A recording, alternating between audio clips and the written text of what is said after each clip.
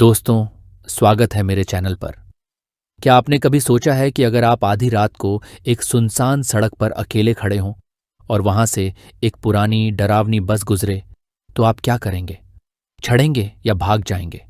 आज मैं, अर्जुन, आपके लिए लेकर आया हूं अपनी एक ऐसी कहानी जो इतनी डरावनी और रहस्यमयी है कि इसे सुनने के बाद आप रात को अकेले बाहर जाने से पहले 10 बार सोचेंगे।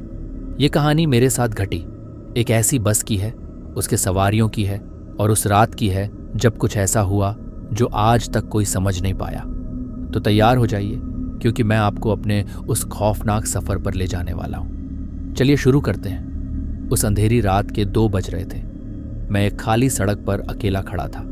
चारों तरफ घना कोहरा था। न दूर तक कोई इंसान दिख रहा था, न कोई गाड़ी। हवा ठंडी थी और सन्नाटा ऐसा कि अपनी सांसों की आवाज़ भी सुनाई दे रही थी। ये जगह थी सोनपुर, एक छोटा सा कस्बा जो अपने पुराने किले और घने जंगलों के लिए मशहूर है। लेकिन रात होते ही ये जगह वीरान हो जाती है। लोग कहते हैं कि यहाँ की सड़कें रात में बदल जाती हैं, जैसे कोई दूसरी दुनिया शुरू हो जाती हो। मैं एक सॉफ्टवेयर इंजीनियर हूँ। उस दिन मेरी कंपनी में देर रात तक काम था। मेरी बाइक खराब हो गई थी और अब मैं बस स्टॉप पर खड़ा था, घर जाने वाली आखिरी बस का इंतज़ार कर रहा था। घर ज़्यादा दूर नहीं था, सिर्फ 20 किलोमीटर। लेकिन उस कोहरे में पैदल चलना मुश्किल था।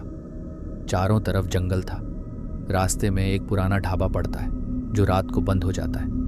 मैंने सोचा बस अब आती ही होगी, थोड़ा और रुक जाता हूँ। लेकिन मेरे मन में एक अजीब सी घबराहट थी। ऐसा लग रहा था कि कोई मुझे देख रहा है। मैंने पीछे मुड़ा, पर वहाँ कुछ भी नहीं दिखा। तभी दूर से एक हल्की रोशनी नजर आई। मैंने सोचा शायद बस आ रही है। मुझे थोड़ी राहत हुई। रोशनी धीरे धीरे पास आई और कोहरे के बीच से एक पुरानी बस निकली। वो बस कुछ अजीब सी लग रही थी। उसका रंग उड़ा हुआ था, खिड़कियां धुंधली थीं और ऐसा लगता था जैसे ये सालों से चल रही हो। लेकिन मेरे पास दूसरा रास्ता नहीं था। ये आखिरी बस थी और मुझे घर पहुंचना ही था। बस रुकी, दरवाज़ा खुला और मैं अंदर चढ़ गया। बस में सिर्फ 4 लोग थे, ड्राइवर, एक कंडक्टर और 2 सवारियां। ड्राइवर आगे बैठा था, उसका चेहरा साफ नहीं दिख रहा था। कंडक्टर एक अधेड़ उम्र की औरत थी। वो मेरे पास आई और टिकट दिया। उसकी आंखों में कुछ अजीब सा था, जैसे वो मुझे घूर रही हो। मैंने टिकट लिया और पीछे की सीट पर बैठ गया। वहाँ पहले से 2 सवारियां थीं। एक 50 से 55 साल का बूढ़ा आदमी जिसके हाथ में पुराना सा बैग था। वो खिड़की से बाहर देख रहा था, जैसे कुछ ढूंढ रहा हो। दूसरी सवारी एक 25 से 26 साल की लड़की थी जो अपने फ़ोन में कुछ देख रही थी। बस में सन्नाटा था, कोई बात नहीं कर रहा था। मैं भी चुपचाप बैठ गया, लेकिन मुझे लगा कि कुछ ठीक नहीं है। बस की सीटें ठंडी थीं और हवा में एक अजीब सी गंध थी, जैसे कुछ सड़ रहा हो। मैंने सोचा शायद मेरे दिमाग का वहम है। बस चलने लगी। कोहरा इतना घना था कि ड्राइवर की लाइट्स भी ज़्यादा दूर तक नहीं जा रही थी। रास्ता एकदम सुनसान था। जंगल के बीच से गुजरते हुए बस की आवाज़ ही सुनाई दे रही थी। मैं खिड़की से बाहर देख रहा था, लेकिन कुछ दिख नहीं रहा था। तभी बस अचानक रुकी। मैं चौंक गया। ड्राइवर कुछ बोला नहीं, बस नीचे उतरा और बाहर चला गया। कंडक्टर चिल्लाई, 2 मिनट रुकिए, कुछ चेक करना है। मैंने सोचा इस जंगल में आधी रात को क्या चेक करना है। कुछ देर बाद ड्राइवर वापस आया और उसके साथ 3 लोग बस में चढ़े। ये लोग देखने में बहुत अजीब थे।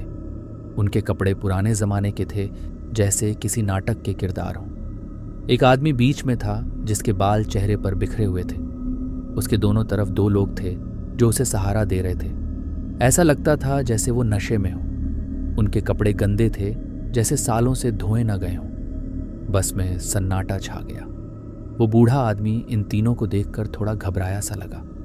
वो कंडक्टर के पास गया और धीरे से कुछ कहा।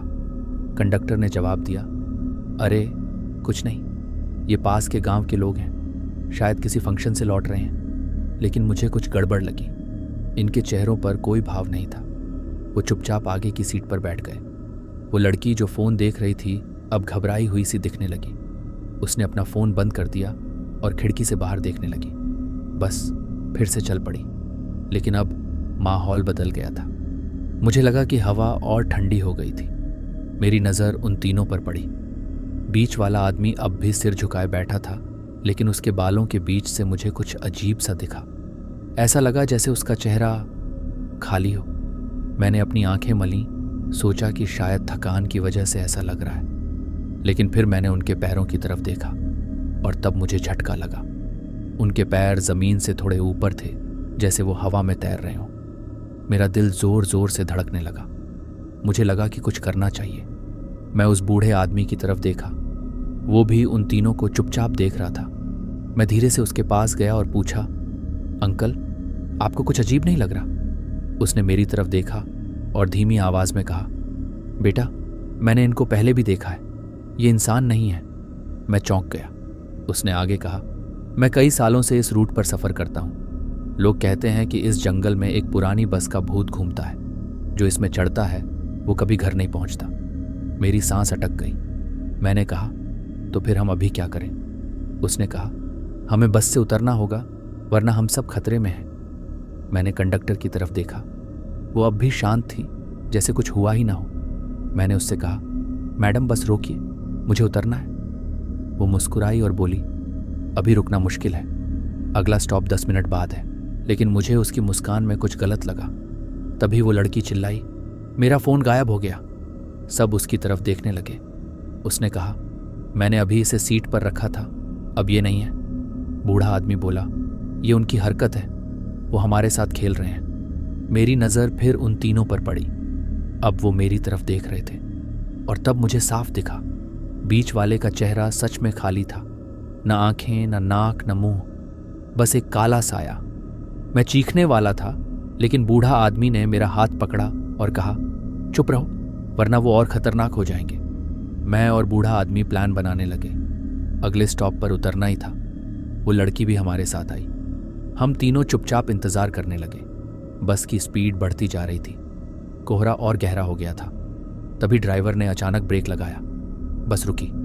कंडक्टर बोली, जो उतरना चाहते हैं उतर जाएं।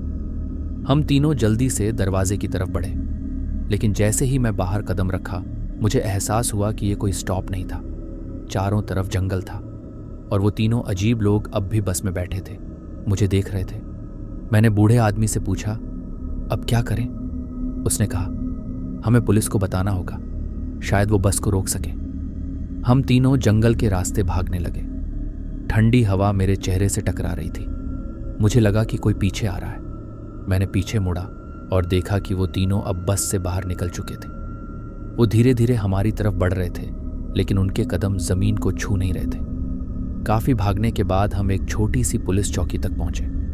वहां मैंने सब कुछ बताया। पुलिस वाले पहले तो हंसे, लेकिन जब वो लड़की रोने लगी तो वो सीरियस हो गए। एक ऑफिसर ने कहा, हम उस बस को ढूंढते हैं, आप लोग यहीं रुकें। पुलिस टीम उस रास्ते पर गई और हम तीनों चौकी में इंतजार करने लगे। कुछ घंटों बाद पुलिस वापस आई। ऑफिसर का चेहरा पीला पड़ गया था। उसने कहा, हमें वो बस मिली, लेकिन जो देखा वो समझ से बाहर है। मैंने पूछा, क्या हुआ? उसने बताया, बस जंगल से 50 किलोमीटर दूर एक नदी में डूबी हुई मिली। ड्राइवर और कंडक्टर की लाशें अंदर थीं, लेकिन उनकी बॉडी पूरी सड़ी हुई थी, जैसे महीनों पुरानी हो। और बस का पेट्रोल टैंक खाली था, उसमें खून भरा हुआ था। मेरे रोंगटे खड़े हो गए। मैंने कहा, लेकिन वो बस तो अभी चल रही थी। ऑफिसर बोला, और एक बात, सीसीटीवी में वो बस सिर्फ उसी जगह तक दिखी जहां आप उतरे, उसके बाद कहीं नहीं। बूढ़ा आदमी बोला, मैंने कहा था ना, ये भूतों की बस है। मुझे लगा कि कहानी यहीं खत्म हो गई, लेकिन असली डर अब शुरू हुआ। पुलिस हमें घर छोड़ने के लिए अपनी जीप में बिठा रही थी। रास्ते में वो बूढ़ा आदमी बोला, मुझे लगता है वो तीनों अभी भी हमारे पीछे हैं। मैं हंसा, अब तो हम बच गए ना। लेकिन तभी जीप का ड्राइवर अचानक रुका।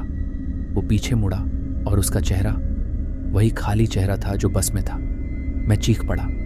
बूढ़ा आदमी और लड़की भी डर गए। ड्राइवर धीरे से बोला, आप लोग कहीं नहीं जा रहे। जीप फिर से चलने लगी, लेकिन अब रास्ता बदल गया था। चारों तरफ कोहरा था और मुझे लगा कि मैं फिर से उसी जंगल में हूँ। तभी मुझे याद आया, वो बूढ़ा आदमी पहले भी इस बस में सफ़र कर चुका था। मैंने उससे पूछा, आप सच में कौन हैं? वो मुस्कुराया और बोला, मैं भी उनमें से एक था, लेकिन मैंने भागने की कोशिश की। अब मैं हर रात इस बस में लोगों को बचाने की कोशिश करता हूँ, पर सच ये है जो इसमें चढ़ता है वो कभी नहीं बचता। मेरे सामने सब धुंधला हो गया, जीप गायब हो गई। मैं फिर से उस बस में था।